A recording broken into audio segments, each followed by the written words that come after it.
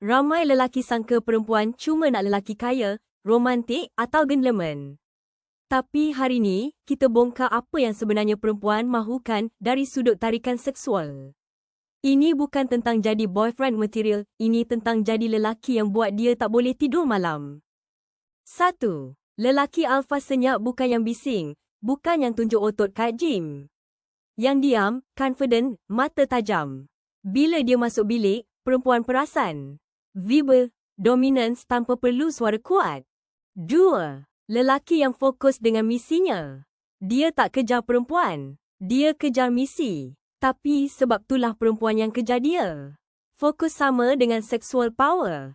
Buat perempuan rasa dia special kalau dia dapat perhatian lelaki ni. 3. Lelaki yang pandai gunakan mata. Dia tak perlu sentuh. Cuma cara dia pandang, perempuan rasa macam disentuh. Butang tanda right eye to eye yang dalam sama dengan permainan awal secara psikologi.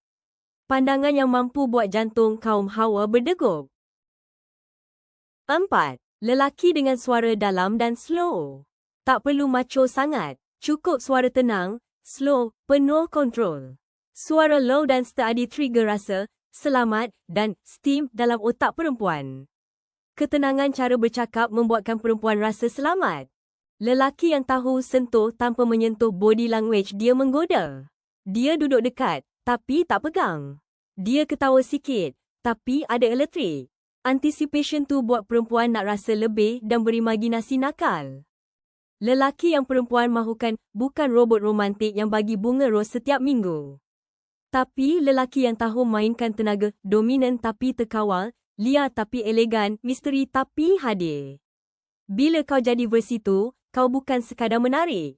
Kau jadi lelaki yang buat dia fikir, kenapa aku asyik fikir pasal dia? Berhenti jadi lelaki minion perempuan. Subscriber, tekan loceng. Komentar lelaki number. Berapa yang paling kena dengan kau?